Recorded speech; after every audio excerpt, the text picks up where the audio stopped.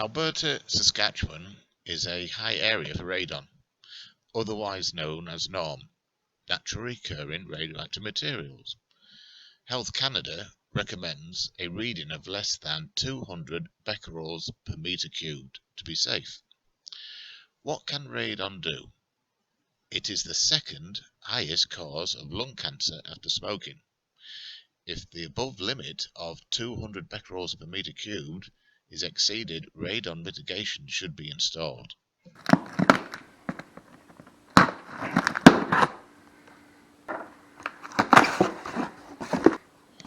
This complete radon mitigation kit was purchased from Amazon for around $250. All you have to buy are the pipe and fittings along with a roof penetration. The kit comprises of fan unit, timer, manometer, pipe connectors, clips and a mounting bracket.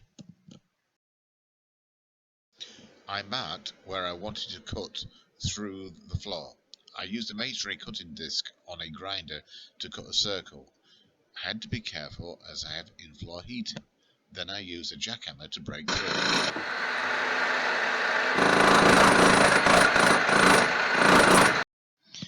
And of course, I'm right centre of my in-floor heating pipe. Great.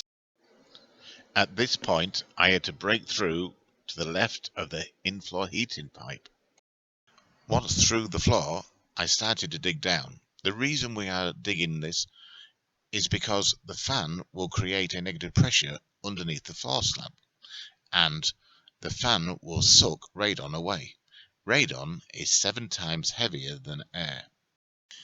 You need to dig down between 18 inches and 24 inches, removing a 5-gallon pail of dirt. This makes a small cavern under the floor.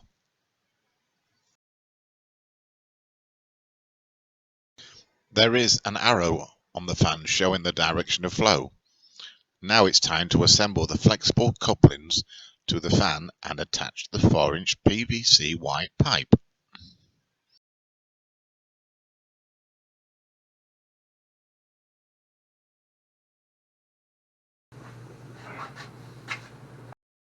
I cut a V-notch into the ground section of the pipe to aid air/radon flow.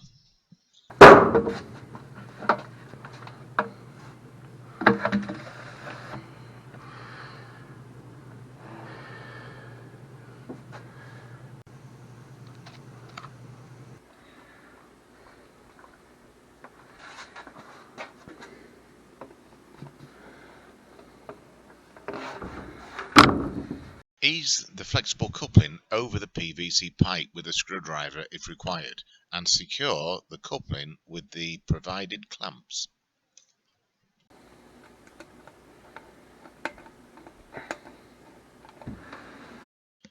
Fit a fan mounting support.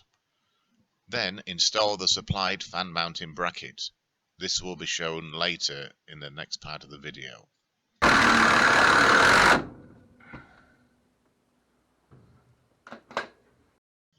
I'm just dry fitting the PVC pipe at this time. The view is looking up from the fan. Once I was happy with the dry fit, I installed the upper pipe mounting and secured the pipe with some all-round pipe strapping.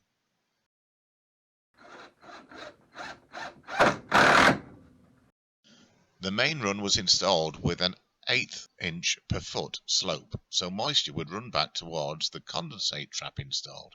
I will point this out later in the video.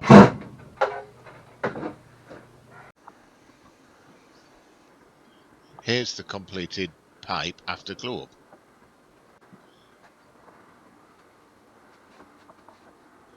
This is the condensate trap I installed.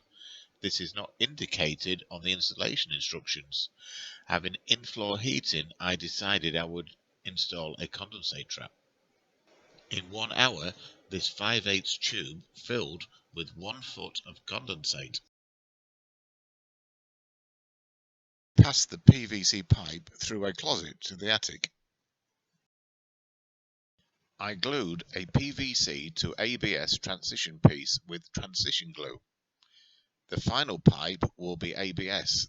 This will pass through the roof.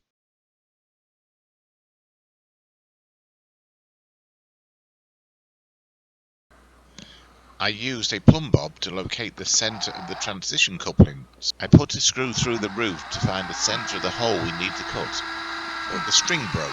I lost the plumb bob down the pipe.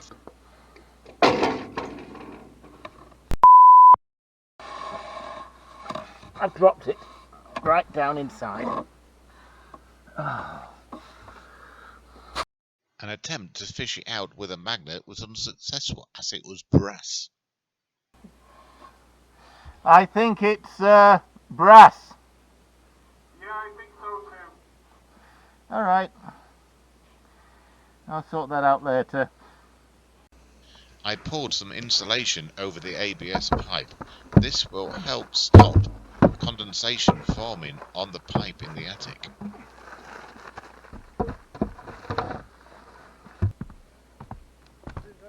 It's alright, I've done it. I put my arm up inside it and threaded it down. Right, press. I'm holding it. Press down. Okay. Have you glued it? Yeah. Okay.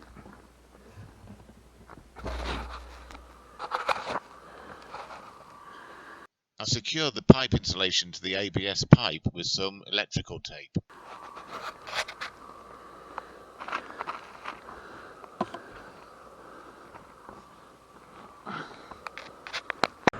After cutting a hole in the roof, we're using a hot air gun to soften the shingles as it's minus 10 degrees C, 50 degrees F outside at the moment. This will help prevent tearing of the shingles.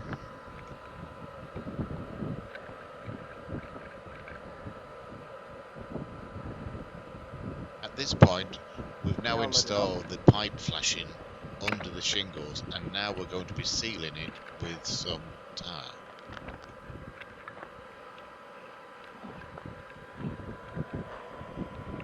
Ensure you only tar the sides and top, leaving the bottom open, just in case any moisture is there and it will drain out.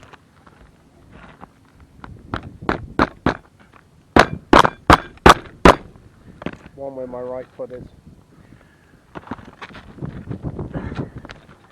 Where?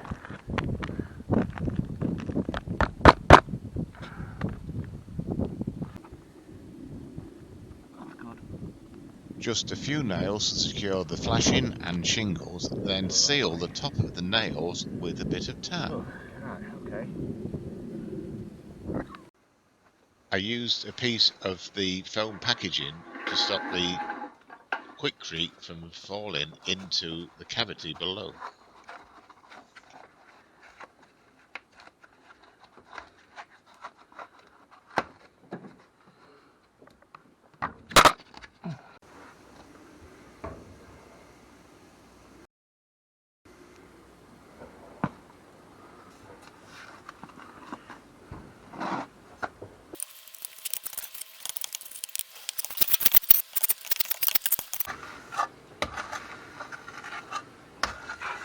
I used a silicone mastic to seal between the pipe and the cement and any cracks that had formed in the cement when dry. Here is the timer supplied, connected to the fan. I used some of the packaging to also deaden the transmission of sound through the framework of the house. You have to drill a 15/64 hole in the pipe on the suction side of the fan and then connect the manometer to it. This is filled with water and shows that you have a differential pressure across the fan. I bought this radon test kit. The puck that comes within it you place in a room 5 feet above grade, and then after 3 months package it back up and send it back to the company for analysis. They then email you the results of the test.